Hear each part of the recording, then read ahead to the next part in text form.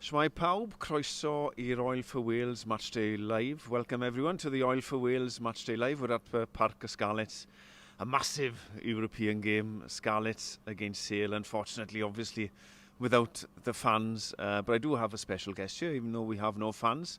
It's the Scarlets Chairman. I say new Scarlets Chairman. It's just good 12 months into the role now, I believe. But new Scarlets Chairman. Simon Muderack. Simon, welcome. Welcome to Matchday Live. A lovely day for it. Yeah, thanks, Garan.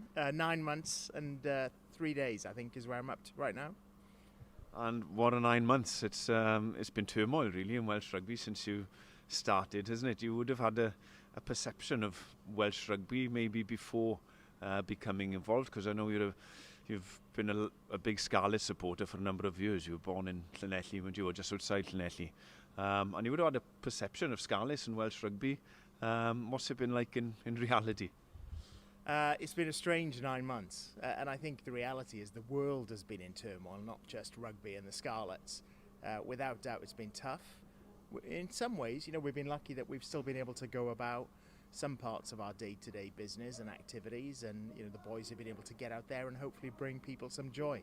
And days like today, hopefully we can play our part in terms of brightening people's future and making people feel optimistic about what can happen next. But it's been a challenge. In some ways, coming in a crisis is a really good way to understand a business. But obviously looking back to welcoming crowds back and getting back to some form of normal, or some form of new normal at least.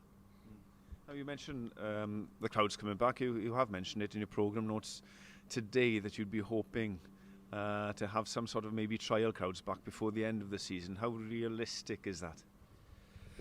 Certainly, we're working with the government to try and get some trial crowds back so that we can build up, hopefully, to a reopening next season. So it's important that we start with some small events. I was lucky enough back in the autumn to go to the game away at Bath earlier in the European Cup, where we had 2,500 people. You were there yourself. And even those smaller crowds changed the atmosphere completely.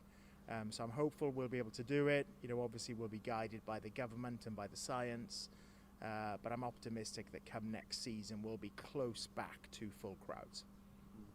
Yeah, we just saw Glenn on the field, didn't we? Glenn Delaney on the field, and he mentioned it's a 9-10 point deficit really, or that we lose the fact that we haven't got a crowd here today, and it's something we've seen, isn't it, in Premier League and football and in all rugby matches. The home crowd has a huge impact, and especially here at Scarlets. We've got quite a few crazy fans that line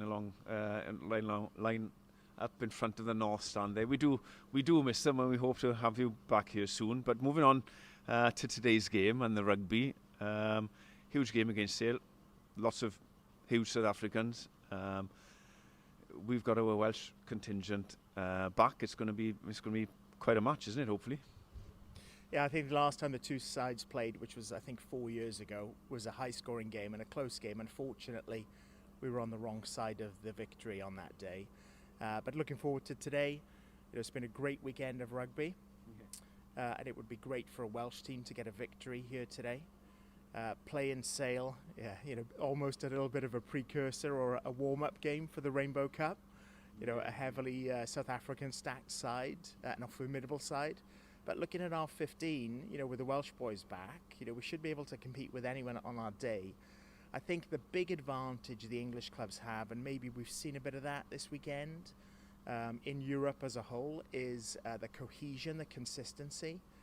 We've lost 15 boys away into the Wales camp over the past couple of months, and they've only just come back over the past 10 days. So if everything comes together, we can compete with anyone on our day. The reality is it's probably still a bit of cohesion that we're missing, reintegration. But I'm optimistic about what we could do today, and that 15 should be able to compete against anyone. Yeah, it's been a fantastic weekend of rugby so far. Obviously, we're hoping for a great game here today, but a bit more comfortable, more comfortable victory than what we've seen with a couple of other teams. They've all seemed to have been nail biters, don't they? But as far as the spectacle goes, there's lots of tries scored this weekend. We're moving into the Rainbow Cup as well. Now there are a couple of rule changes in that, or law changes as well, that you were mentioning before the interview started. Would you like to go through those again? Yeah, I mean, I'm maybe not the best qualified to talk about them, but I think there's a couple of innovations in the game, and no doubt the game needs to evolve and continue to improve as a spectacle. We've seen a lot of yellow cards, red cards in rugby this season for good reasons. So obviously there's the 20-minute red card rule, which will have a significant impact on the game. There's the dropout from the try line, which to me makes very logical sense. And then the captain's challenge, which I think is probably one that the spectators will enjoy the most out of the three changes.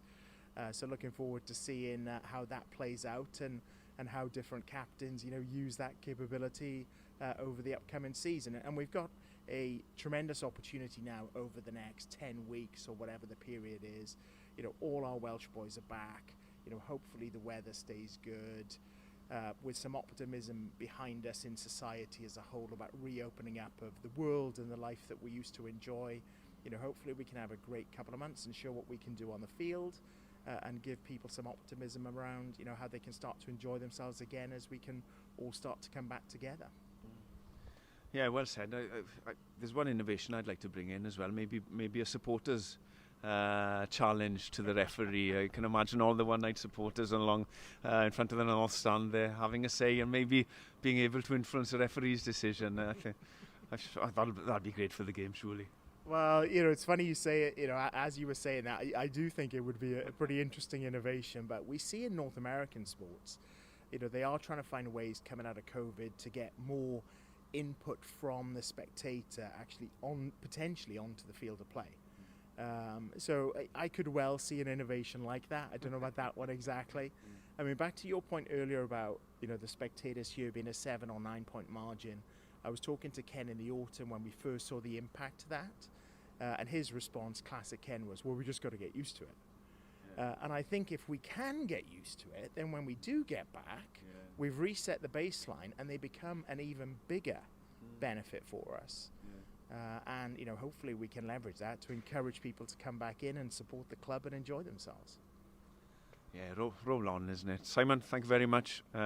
Just one thing, that we hope for a Scarlets victory today. It would be lovely to get through to the quarterfinals of European rugby again. So best of luck to the players and to the coaching team. Hopefully we can get the win. Simon, diolch yn fawr i ti. Wela chi cyn bo hir.